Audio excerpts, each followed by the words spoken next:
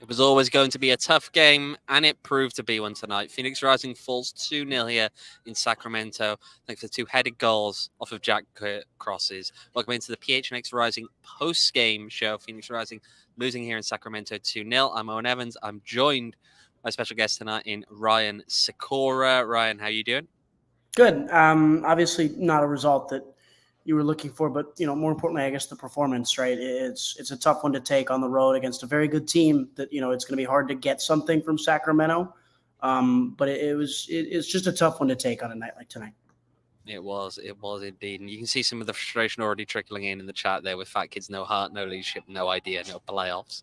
Maybe a little bit premature on the last bit there with the no playoffs, but it's definitely, as we'll talk about later on, not quite feeling maybe as confident as you would have a week ago on that front. But overall, Rising don't come away with anything here tonight. It was always going to be a tough game. Sacramento, a team that we knew going into the day, obviously up in the top two. They are always one of the top teams in the Western Conference. And in a season that Phoenix Rising have struggled just week in, week out, to be honest, in terms of creating goals, creating chances at times, you knew that this was going to be a struggle coming away to a tough team. And especially when you concede in those first 10 minutes, it was one of those things that early doors we spoke about on the podcast on Thursday when I was with Reese, that this team couldn't really afford to go down early in the game, because as soon as they're chasing the game, you might have a little bit of a struggle there, especially when this team doesn't score multiple goals.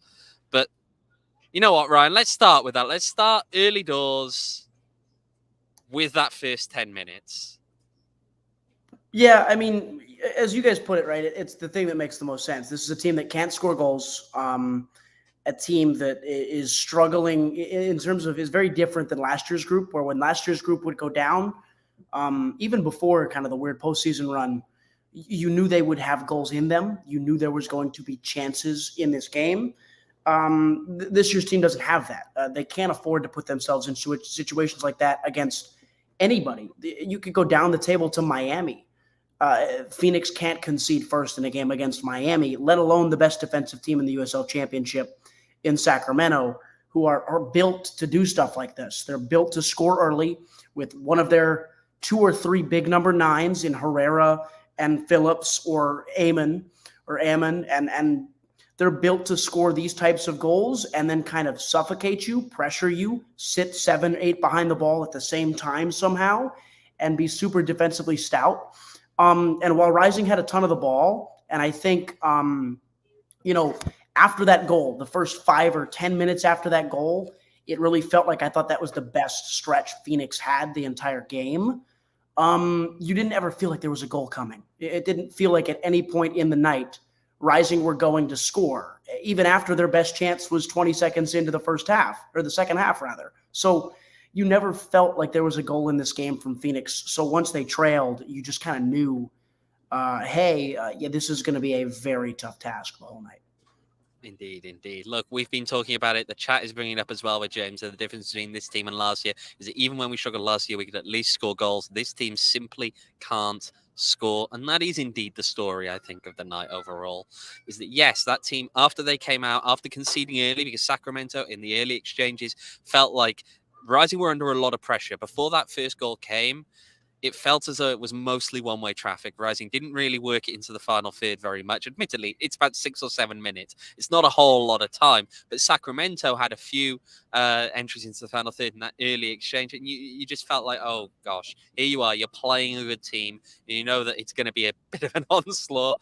And they get the goal, and then it feels like they allow Rising the opportunity to find their footing back. They didn't go in for the kill. They allowed Rising to find ways to try and get a foot back into the game. And yet Rising, despite having all of that possession, despite having all of the balls into the box that they put in the first half and all of that, go into the break with a 0.2 XG, right? And it's the story of the season overall. The story of the season is one where Phoenix Rising can't find goals in the first half of games. In fact, if you look at some of the stats coming out of Opta, what they'll tell you is that in the season at large, Rising has only scored in, I believe it's 8 of their 26 games in the first half. There's only one team in the league that has done so less than Phoenix Rising in terms of finding first half goals. This is not a team that comes out and creates a lot early on in games, and that comes back to bite them.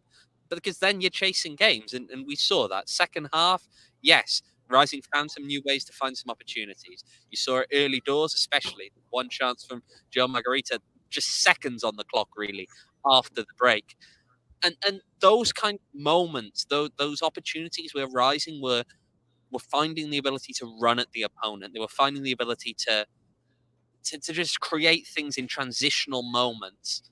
That's when it felt like Phoenix Rising were being more dangerous. When they'd slow it down, when they'd play it out wide and then look and maybe pass it back, and they'd slow it down and look to possess the ball. And again, this is a team that, while they are looking maybe to implement a bit more verticality in the way that they play recently, they still got elements of that possession-based style, large elements of that possession-based style that they've carried ever since Juan Guerra arrived at the club. And when they get into those moments, they get into that point where they're just passing the ball around and almost hoping that they're going to find a way to break through against an opponent.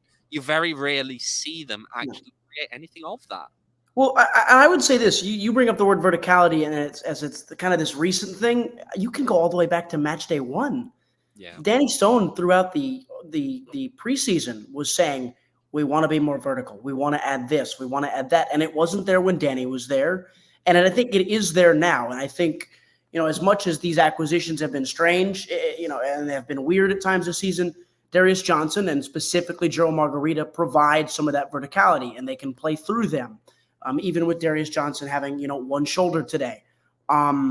It was just something that I think, to me, I look at the Opta stats and I see 8 touches in the box for Gerald Margarita. I see 3 for your starting number 9, Tomas Angel.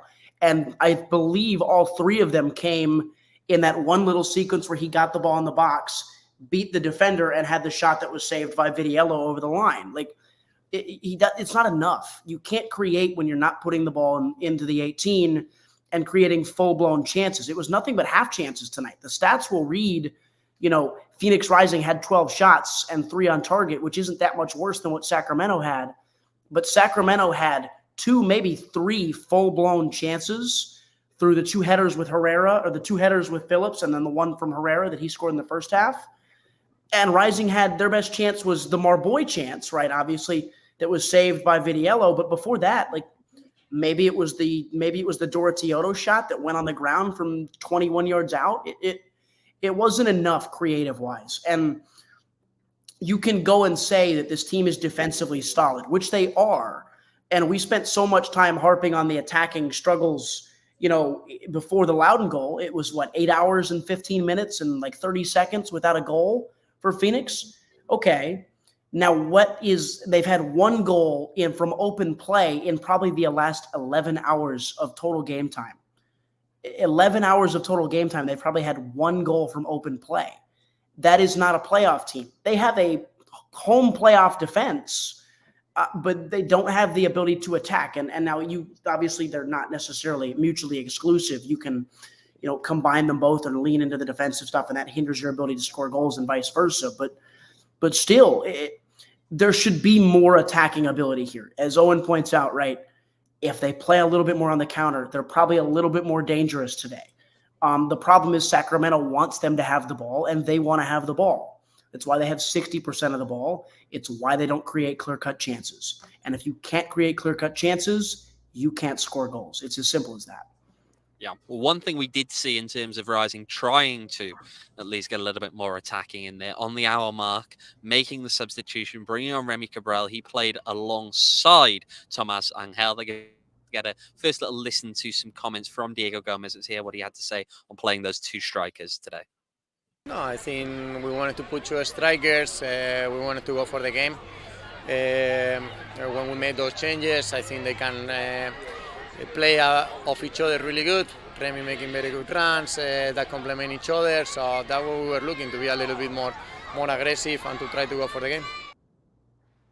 Now, we did see some moments there where Remy Cabral did use his pace, right? There were one or two moments, not too many, it felt. And he does offer more pace, perhaps, than Thomas Angel does. And having him as an right there alongside people like Joe Margarita out wide can do something. But overall, Ryan, what do you think on just the effectiveness of that spell where we saw the two of them playing together? I didn't mind it. I think it was more effective when Formella came in and kind of played, off of him underneath, because that allowed, I think, Formella to tuck into that half space on the left, and Margarita could take the touch lines, and they could, join with one of the defenders and kind of have some combinations there with Cabral running in behind and pinning a center back.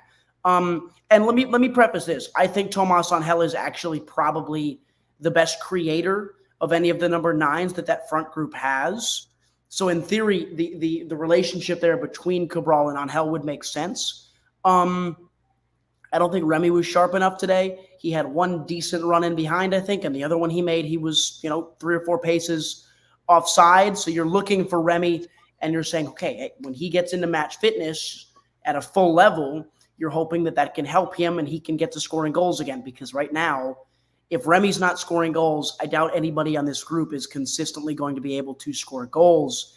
In general, from the tactical notion of it, the first time we've really seen Diego go for 2 strikers, and he says it well. I think when he says, yeah, we wanted to go for the game, that's encouraging to me.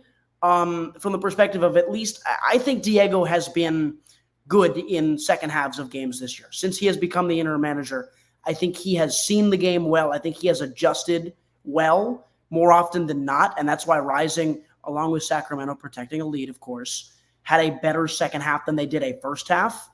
But it doesn't mean a whole lot to me because the first half was poor. And you can make all these good adjustments. You can be this, sort of adjustment-based team, which is going to help you at some point. That's what last year's team was in a lot of ways. But last year's group got it right from the offset a lot more than this year's team does. And I think this team loses games, A, because they can't score goals, and they don't have the guys who can create up top in those moments in possession scenarios, but B, because they get it not wrong, but they maybe it is wrong, but they don't get it 100% right or even close to 100% right from minute 1. They lose the first 30 minutes of the game. They're too flat for 30 minutes of a game, and the first 30 minutes, and it costs them so often. One last thing to touch on here. Obviously, a lot of the focus early doors on this one has been about the attack and the attacking struggles. But one other thing worth noting here is that we, of course, see that Phoenix Rising defense is indeed fallible. You may have wondered that over the last few games. Of course, they've been keeping those clean sheets left, right, and center. But tonight didn't really work. And the most frustrating thing about it, I think, is that when that second goal hits the back of the net, it feels like it's just the first goal again, right? It's the same kind of issues that they have. It's the same guy crossing the ball in Jack Gurr even. And it's players in too much space in the penalty area. It wasn't only on those 2 goals either that it happened. There were 1 or 2 other chances in there where the headers just weren't quite what Sacramento needed, but could have been a lot more threatening had they gotten better contact with the head there. And it's frustrating in those moments because, again, right, it's not set-piece goals. That's something that always frustrates coaches. But when you're giving up, they were set-piece to an extent, right? There were throw-ins involved shortly before. But it's not like this is a quick transitional race. You're losing foot races and you're losing people in those kind of moments. This is losing people in an area where you kind of have time to establish yourself and should be more alert to where people are around you in those moments. Yeah, to me, it was very different than last year's loss in this fixture, the 4-0 last year.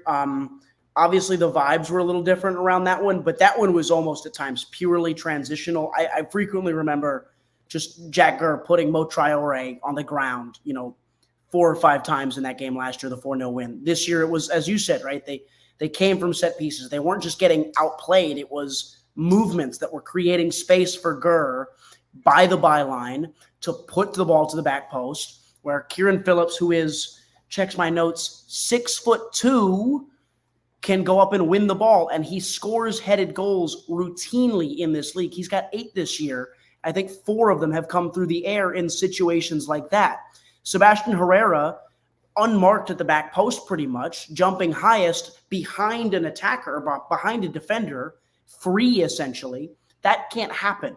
That's not the defensive team that this group is. I do think they are better than what the defensive showing was today. I genuinely think that is the truth.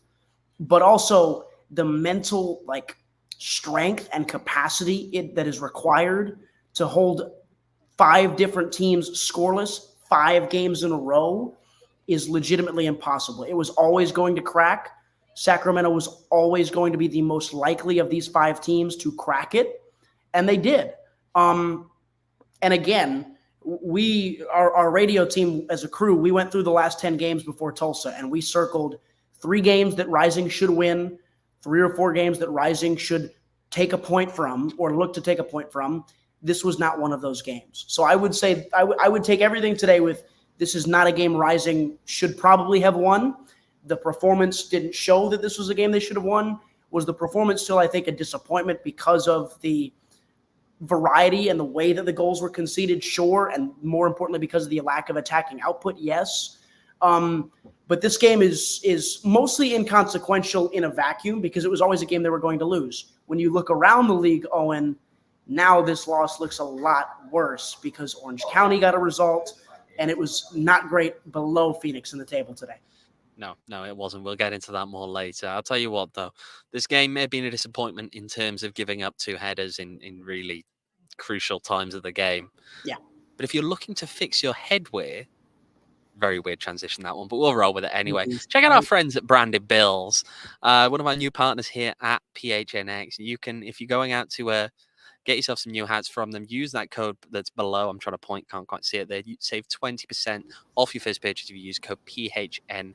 They've got all kinds of stuff on there, all kind of custom options, whatever kind of hats you like, snapbacks, truckers, fitteds, beanies, all of that good stuff. They have you covered. They've also, of course, got hats that are fitting of a team that started the season 3-0. They got the ASU gear. They've also got U of A, but we don't need to talk about that one. And other options as well. And of course, they're a local business from the Valley based in Mesa. So support local in that. Of course, get some great headgear and make sure to save 20% off of that first order when you head over to brandedbills.com.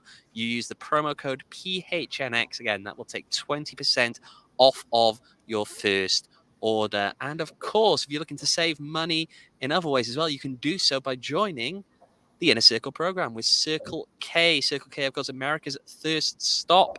And they have a special deal on. You can see it right below me there. 79 cents for any size Polar Pop or Froster if you're an Inner Circle member. If you haven't already signed up, I'm not sure why you haven't. You'll save 25 cents per gallon on your first 5 fill-ups and 3 cents per gallon every day. That one actually, that moves up in terms of the amount of savings you're going to get the more that you spend at Circle K. So the more you go there for your gas, the more money you are ultimately going to save. Fill up on snacks there as well as grabbing that Polar Pop. You can go join the Inner Circle program for free by downloading the Circle K app today.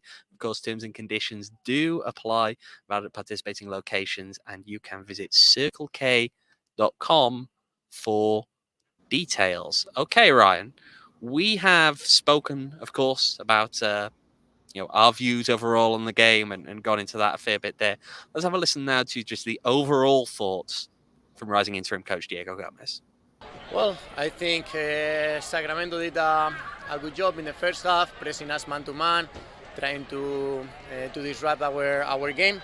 And then they were going a little bit more direct than normal, winning second balls and play from there. And then from 2 throw-ins, one in the first half, one in the second half, throwing, get across. They are very good at that. Scored the goal. We keep going. I'm happy on the way that the guys keep going, keep pushing, especially on the second half. If we score the goal in the chance that we have, probably change the game. But this is football at the end of the day. Ryan, your thoughts? I mean, I think it's a lot of nothing. Like it's typical post game, just not what they wanted to get out of the game. I wasn't as much of again, I don't have much to say on any of the post-game thoughts for me, Owen, because it just, to me, was not a game I was expecting to see them get anything from. And that might be, big picture, the most deflating feeling about this result for me is I went into this game and did not expect anything. And that's a deflating feeling, to know that this group, to me, wasn't going to get anything here. And that is on the club, right?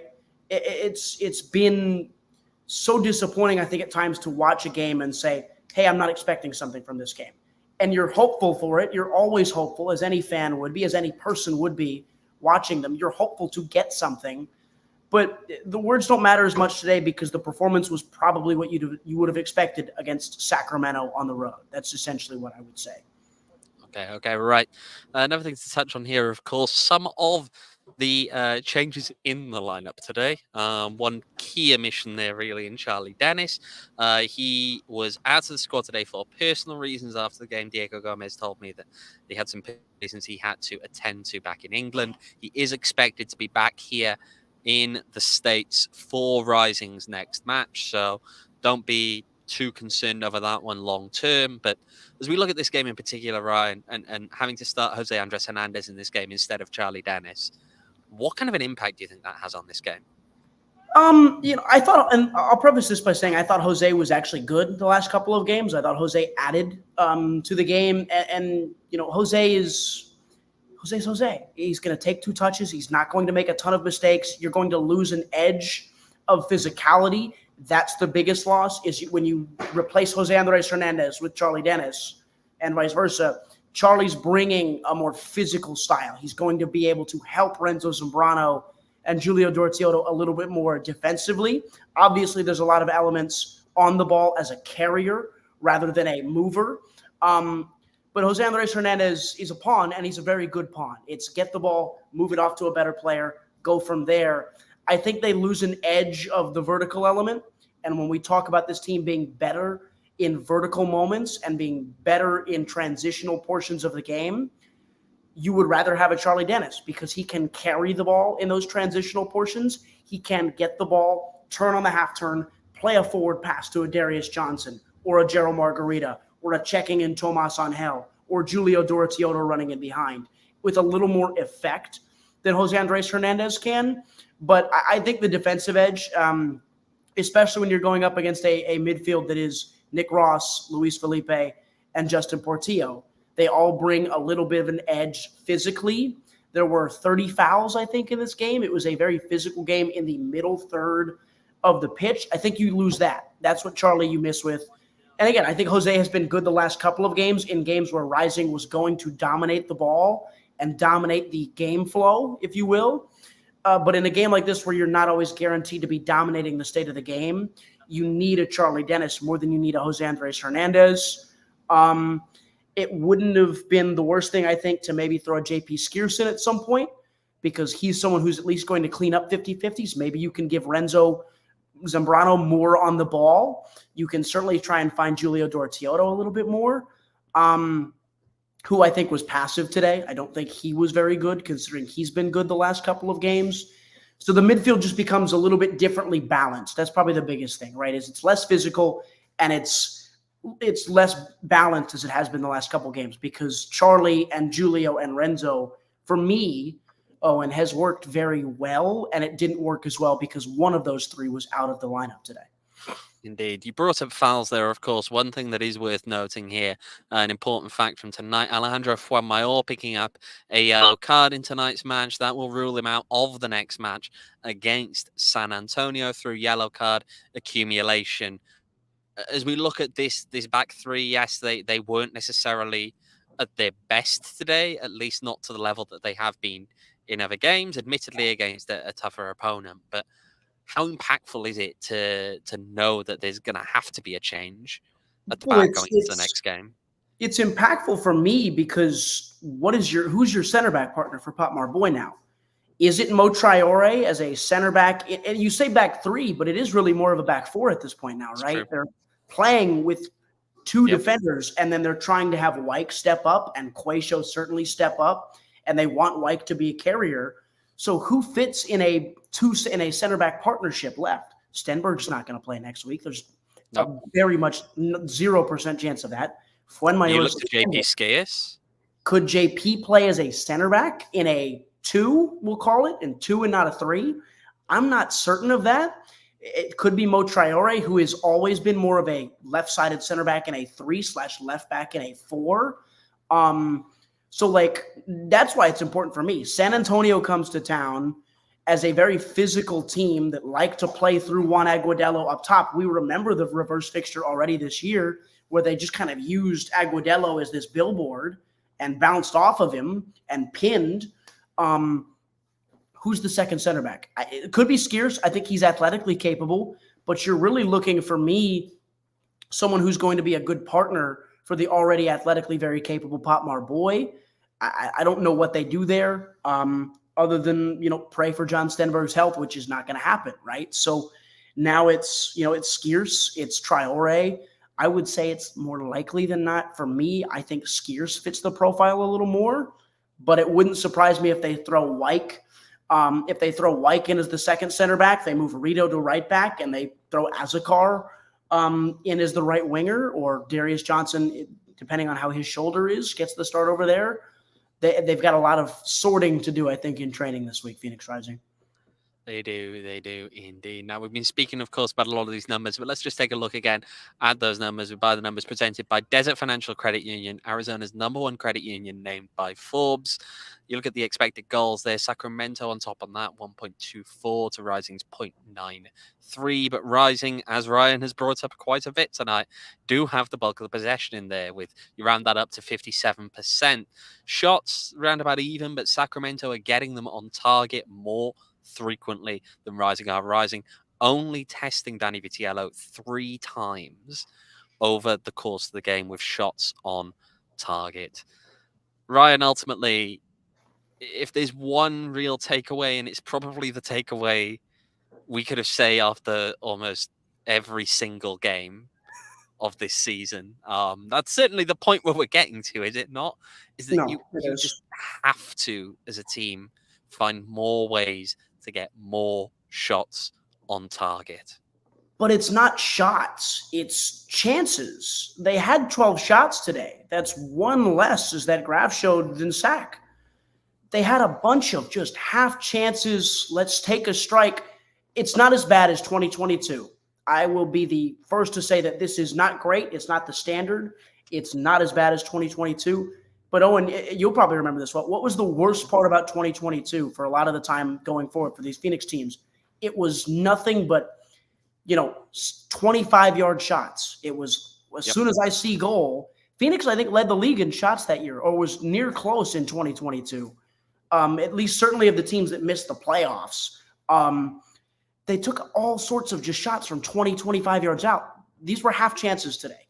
They need to find ways to create real full chances, whether that's getting to the byline and cutting back, as you see so many teams do nowadays in modern football, or just commit to being a transitional physical team and saying, we're going to get the ball up, no nonsense, route one-ish within reason, and create chances in the full variety that way. They have to commit to something. And I think you and I are both in agreement that this is a group that wants to play aesthetically pleasing football. They want to keep the ball on the ground and create chances through displacing their opponent. But they're probably best right now, Owen, on the transition side of things. And maybe they need to lean into that if they want to create more full chances going forward. They've got 8 games to go. They've got a real chance. They're still above the playoff line. They should be a playoff team when 8 of the 12 teams in the conference make the playoffs. And as we've seen 2 of the last 3 years, all you have to do is make the playoffs, and a lot of chaotic stuff can happen. But right now, they just seem kind of lost. And last year's team didn't seem this lost. They seemed like they knew their identity. They were just struggling to fully execute it. This team seems like this team feels like they're struggling to find an identity to execute on. It's very true. It's very true. And of course, tonight, it's been a little while since we've seen Phoenix Rising lose. They did have that little unbeaten streak there, a couple of draws, a couple of wins. But, if you do need to maybe drown the sorrows a little bit tomorrow, let's swing on out to Valley Taproom. You can do it at any time, really. Valley Taproom, always a great option. It's where we went to watch a magnificent performance by a certain country from, from Western Europe, down in the south of Europe, as they saved football against the English and prevented the English from winning a trophy, which, of course, can't ever let that happen. But it's always a great time there, England might bottle tournament finals. They've got bottles in the fridge. They've also got 30 taps. So whatever you're feeling like drinking over at Valley Taproom, you'll always have a great time. The Gilbert location, that's where we've often held our events, but they've got a new location as well out in Queen Creek. And that Queen Creek location, it's opening up early as well for NFL Sunday. So make sure to go and check them out. You can check them out on socials. Yeah, we're going to have to maybe go down there and have a little trivia night as well on Tuesday at some point. And Ryan, we're going to have to take you down there as well now that you're just let me know when trivia night is. Just let me know when trivia night is. We'll have to make it happen. Go check them out on socials at Valley Taproom. Right. Let's have a quick look around now. Some of the big scores from other games in USL Championship tonight as they impact Rising. Earlier today, FC Tulsa losing 1-0 at home to Lease City. That one somewhat going in Rising's favour there. But the next two definitely not going in Rising's favour. Orange County pick up a 1-0 win at home to Rhode Island. Oakland Roots losing at home against San Antonio FC. And then an 0-0 draw between Las Vegas Lights and Monterey Bay. Right. What that means in terms of the table, I'll just talk you through it now quickly and where these teams are. At the moment, Phoenix Rising remains in 7th place. They have played 26 games. They're on 33 points. There are now 3 teams behind Rising with only 1 playoff spot below them on 31 points from 27 games played. That is Orange County, FC Tulsa, and San Antonio. All of those teams now are within touching distance of Phoenix Rising. In fact, if Rising loses their next game to San Antonio FC, San Antonio will overtake them in the table, admittedly with Rising having a game in hand at that point. But as the season is getting shorter and shorter in terms of how much is remaining, those games in hand, yeah, maybe it's helpful, but you really want the points in the bag. The critical thing there is that Rising's next 2 games are against 2 of those 3 teams as well. It is home against San Antonio, it is away against Orange County. Ryan, these 2 next games, probably the 2 most important games of the entirety of Phoenix Rising season. And then it's 6th place Las Vegas after that. It's a 3-game week. And Las Vegas is a better team. Obviously, they're in a different category. There's a distance between 6th and 7th right now. But from the statement of, again, I talked about earlier, there were a couple of games that our crew had circled as 3-point games for Phoenix and a couple of games that our crew had circled as, 1-point games for Rising. Sacramento wasn't either of those. Tulsa was one of them. Check that one off. You won a 6-pointer. San Antonio was one where Phoenix at home against a team below them, 3 points. That is the goal. That is what you need in that moment. Get something from Orange County. Get something from Las Vegas. If next week is a 5 to 6 point week, Phoenix should be happy with that showing. Now, or I guess the next 2 weeks, I should say, 5 or 6 points out of those next 9 are what they should be targeting. In theory, when you look at the history of where the playoffs have been, Rising probably needs 7 or 8 more points to confirm passage into the playoffs. Maybe 8 or 9, maybe 9 on the high end, but 42 points Owain should be enough. And I think there are enough games in there to where 9 points should be found. San Antonio, Monterey, Orange County, Las Vegas. You need to find probably 9 points from those 4 games, and you're a playoff team. And San Antonio, to me, with the form that they're on, that's concerning. It's 2 wins on the trot for them, 3 unbeaten for them. The scoreline looked good for them today. The results, from reading in the chat, a couple people saying that they looked good today. So now you have a real challenge. It's a little different than Tulsa, who were kind of on a subtle slide, and now San Antonio is going the other direction, while you've kind of plateaued if you're Phoenix. So now it's can you not steal one, because it's a game you should win, again, at home against a team below you in the table, but it's a real tricky one. It's a very important, Saturday to Wednesday for Phoenix Rising. And then if you don't get anything from those, then that Las Vegas game becomes very, very crucial with about 5-6 games in the season to go.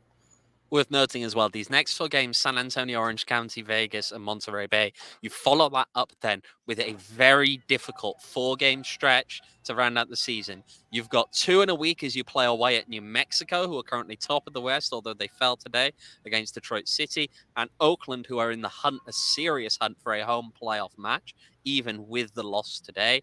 Then you're facing Memphis at home, who again, a team that are realistically challenging for second place in the conference at the moment, and you finish the season away to Louisville City.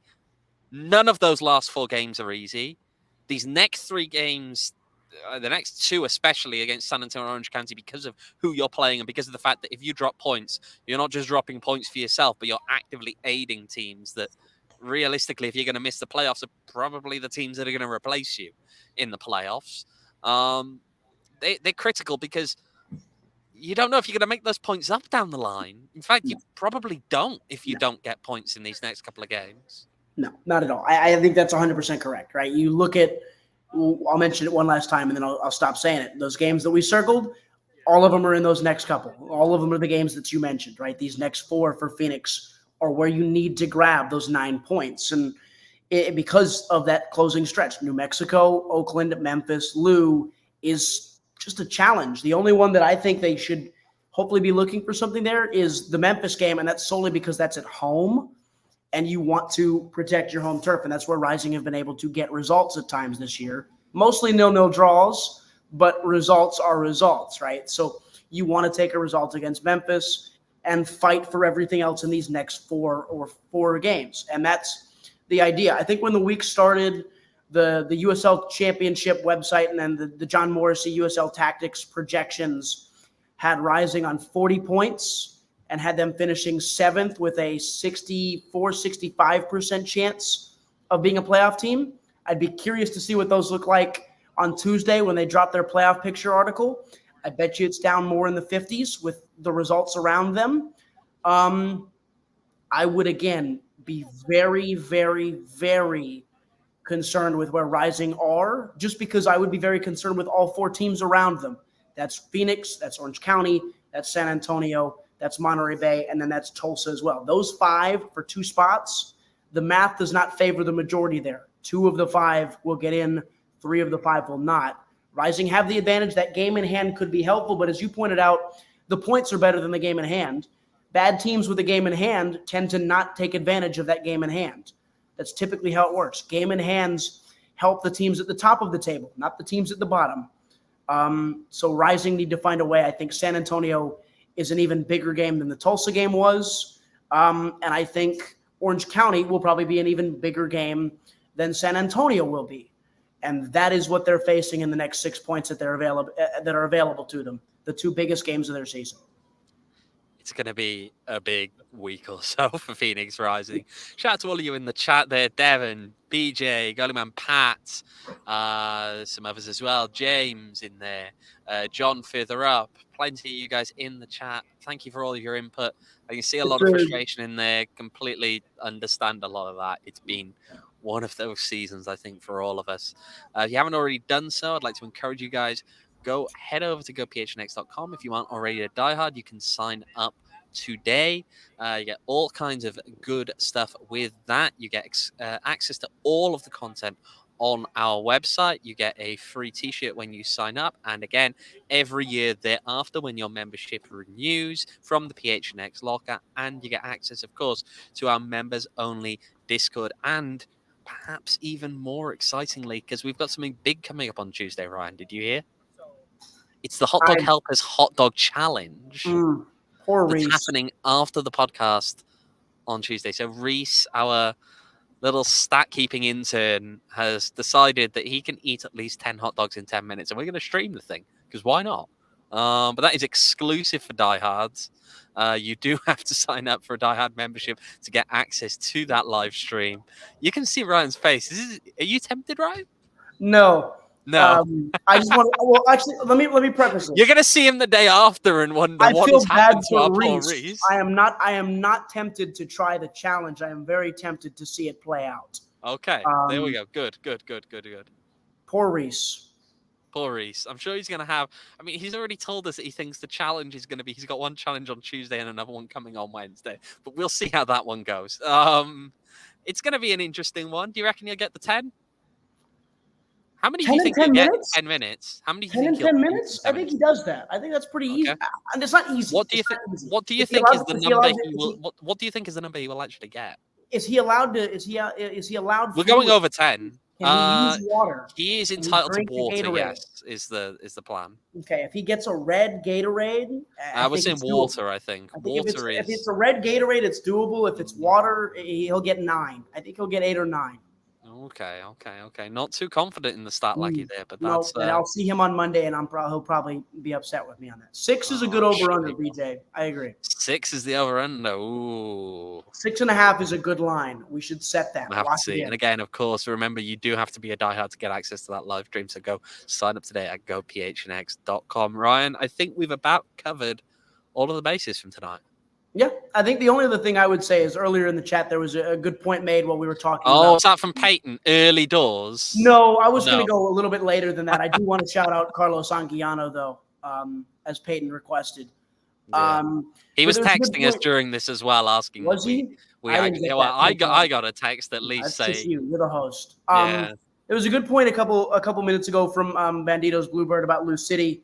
We're talking about them. They're probably going to have the number 1 seed locked up, as it's on your screen now, which means they could be resting players for the first round. So that one could be. I'm not sure how many they will, though, because you don't want to. The one thing we know about this league is that you can't trust that good teams will actually win their first playoff game. You almost don't want to get too out of rhythm. That can be the issue. We've seen teams go in kind of coasting into the playoffs. Now, obviously, I'm not expecting resting players in the final game isn't necessarily taking it full Phoenix Rising style like they did in 2021 when they were quote unquote on vacation for 6 weeks prior to the playoffs and then crash out in the first round. But I think, it's going to be an awkward mix. I don't think they're going to rest too many players. I think what they'll do, they won't take unnecessary risks. People who are a little bit iffy on maybe there's a rough challenge and they go down and need treatment, you're going to err on the side of take them off, and if someone's not entirely fit going into the week, you're not going to play them for that game. Well, and Loose City is funny because they're deep. We'll rest Wilson Harris and we'll play Philip Goodrum. Yeah, I mean, as Gollyman Pat says in the chat, there, Loose City's bench is better than our starters. Anyways, Owen, again, shout out Carlos Anguiano. It was his birthday this week. He played well for Greenville tonight. He did. All right. Well, Ryan, I think we've about covered all of the bases there. So, Ryan, thank you for joining. What? I didn't hear a word you just said. Ryan, I think we've covered all of the bases there. So, thank you for joining. Thank you for having me. Glad to always be on. Right. And I want to see if Reese can do it. I think the over is going to hit on 6. 6.5. The over is going to hit. We will see that one on Tuesday. And, of course, join us for the regular pod as well on Tuesday. You can follow me at OJEvans18 on Twitter. You can follow Ryan at _Sykora Ryan. Am I correct? Only 1 underscore because it's not double just the one at the beginning. Yeah, I know. It's not double the fun. You can follow our producer, Shane, at Shane Deef. And you can, of course, follow the show as well at PHNX__rising. Double the underscores. Go for it, Ryan. Double the points on match weeks next week. Match days next week. That you need. Yeah, okay, fine. That you need, yeah. I'll accept that. All right. So we'll see you then on Tuesday. I think Max may be back for that one. Sorry, but Max may be back for that one. The prayer hands go up from Ryan. And we'll see you on Tuesday for both the pod and for the Hot Dog Helpers Hot Dog Challenge. We'll see you then. Goodbye. We all silly like the mayor.